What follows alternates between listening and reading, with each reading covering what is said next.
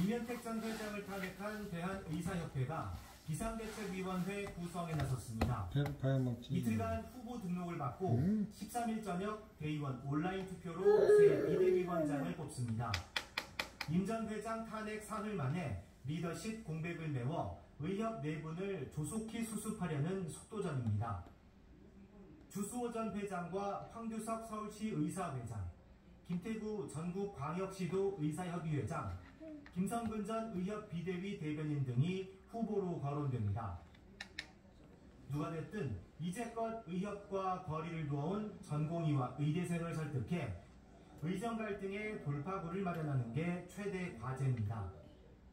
비대위원장이 구성되면서 아마 전공의 협회랑 국민당기 아마 연관을 하면서 이번 비대위에는 전공의들도 많이 참여를 할 걸로 보고 있습니다. 그렇기 때문에 서로 의견이 교환돼서 여야 의정협의체로 들어갈지 말지를 결정을 하는데, 하지만 안팎의 기대만큼 전망이 마냥 밝진 않습니다. 야당이 빠진 여의정협의체 첫 회의가 열렸지만 전공의 단층은 요지부동입니다.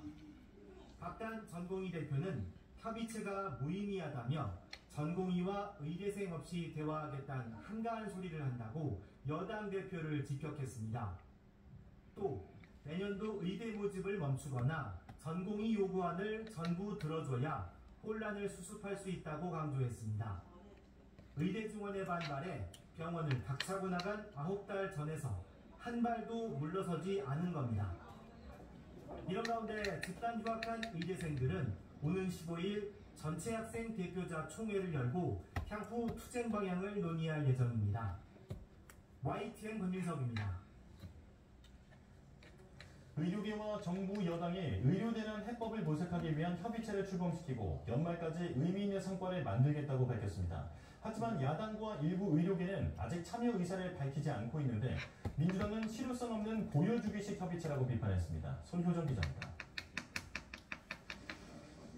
진통 끝에 정부와 여당, 대한의학회를 비롯한 일부 의료계가 의료대란 해법을 논의하기 위해 머리를 맞댔습니다.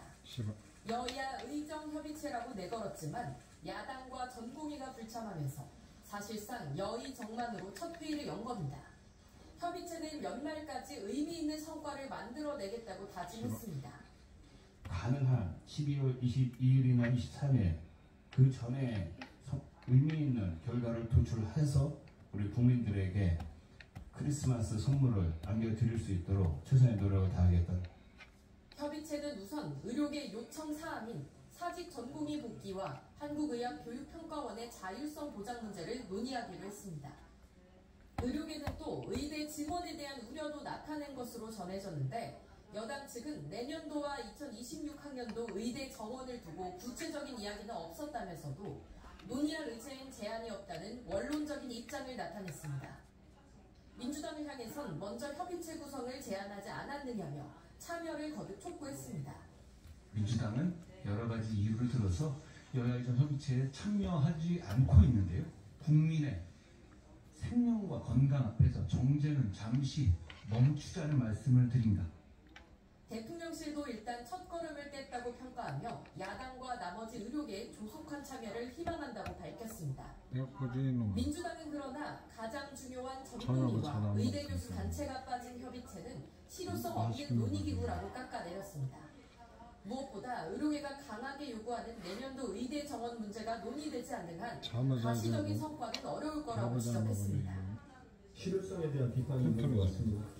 민주당은 비대위와 함께 비대위와 적극적인 소통을 이어가면서 의료대란 문제가 해결될 수 있도록 최선의 노력을 다하겠습니다. 협의체는 주 2회 회의를 열고 의료개혁과 의료대란 해법 논의에 속도를 내겠다는 계획입니다.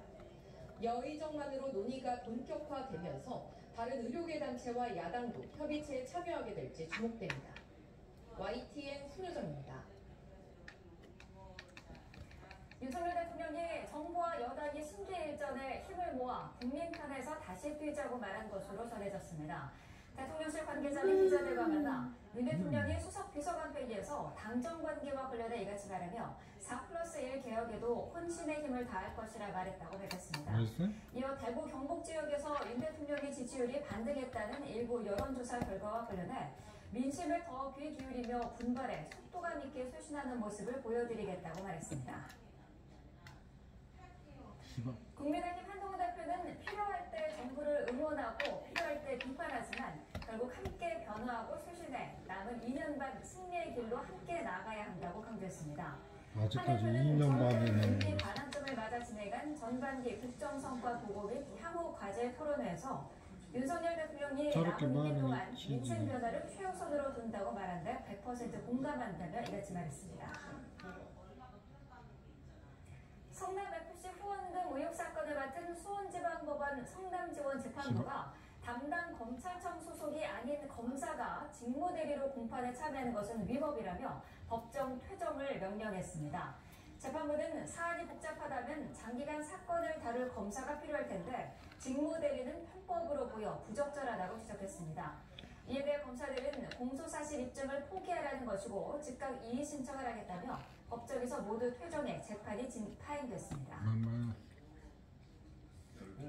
더불어민주당은 환영의 뜻을 밝혔습니다. 당 검찰독재대책위원회는 국회 기자회견에서 재판부가 법정 퇴정을 명령한 건 정치검찰의 불법적 관행에 철퇴를 내린 거라며 이같이 말했습니다.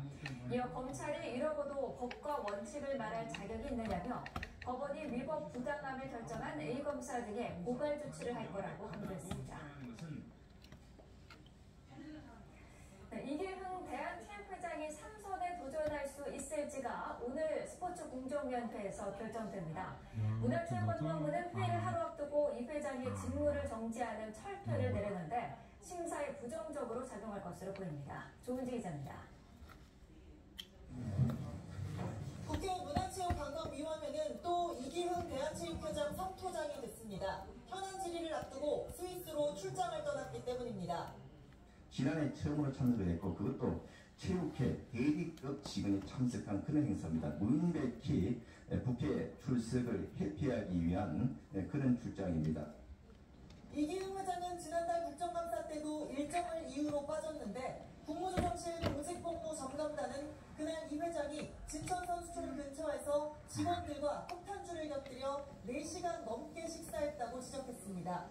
또 직원 부정채용과 금품수수, 횡령과 배임 등 굵직한 혐의를 포착해 수사 의뢰했습니다. 선수촌 고위 간부에게 자녀와 친분이 있는 특정인의 이력서를 전달했고 체육회장이 지정한 특정인은 32대 1의 경쟁률을 뚫고 최종 채용됐습니다. 문체부는 이 발표 이튿날 공공기관 운영에 관한 법률에 따라 이기흥 회장 직무를 정지했습니다. 당장 체육회 관련 업무를 일절 볼 수 없는데 올림픽회관 출근은 항공비상부터 전문 선수들에 대한 예산 배분과 승인까지 모든 권리가 박탈된다고 문체부는 설명했습니다. 이 같은 국회와 정부의 전방위 압박 속에 이기흥 회장이 내년 1월 차기 선거에 출마할 수 있을지가 오늘 스포츠공정위원회에서 정해집니다. 체육회 정관상 3년일부터는 심의를 통과해야 도전할 수 있는데 이 회장은 현직 IOC 위원이라 기본 요건은 충족했다는 평가가 나옵니다. 다만 60%를 차지하는 정상평가가 변수입니다. 다양한 정부 감사를 통해 도덕성과 리더십이 훼손됐고 여론조차 싸늘한 상황에서 이 회장에게 출마 자격을 줄지 갑론을박이 벌어질 걸로 보입니다. 정부 관계자들은 YTN 통화에서 이 회장이 공정위원들을 셀프 임명했다면서도 제대로 판단한다면 상견이기 어려울 거라며 상식적인 결론을 기대한다고 분위기를 전했습니다. 체육회 노동조합은 회의 당일 공정한 심사, 이기흥 3년인 반대를 외치는 시위를 예고한 상태입니다. 하지만 17개 시도체육회장 협의회는 노조의 이런 행위가 명백한 선거 개입이라며 이 회장을 적극 엄호하고 나섰습니다. 출마 선언은 속속 이어지고 있지만 현직 프리미엄을 얻고 8년 넘게 표밭을 다져온 이기흥 회장이 여전히 강력한 일감으로 평가받고 있습니다.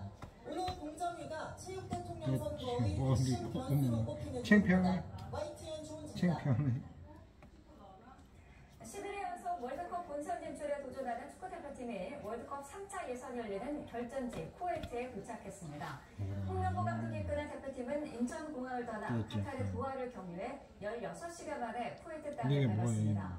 손흥민과 이강인, 김민재 등 대표팀 주축인 해외파는 현지로 바로 합류할 예정입니다. 무패로 조 1위로 달리는 홍명보는 오늘 되지. 14일 밤 11시 쿠웨이트와 월드컵 예선 5차전을 치르고 19일에는 중립국 요르단 암만에서 팔레스타인과 맞대결에 나섭니다. 가수 아이유 소속사가 협박이나 명예훼손, 허위사실 유포와 불법 합성물 제작 등으로 아이유에게 피해를 준 180여 명을 고소했다고 밝혔습니다. 소속사 측은 이같이 전하면서 특히 지난해 근거 없는 표절 의혹을 제기해 아이유의 명예를 훼손한 이들 가운데 중학교 동문으로 추정되는 사람이 계속해서 괴롭힘을 이어오고 있다고 설명했습니다. 소속사와 아티스트는 악성 댓글 게시자들에 대해 어떤 합의나 선처도 없을 거라며 불법행위 중단을 촉구했습니다. 방송통신심의위원회가 비만 치료제 위고비를 불법으로 광고하거나 판매한다는 정보 13건에 대해 접속 차단 등 시정 요구를 결정했습니다.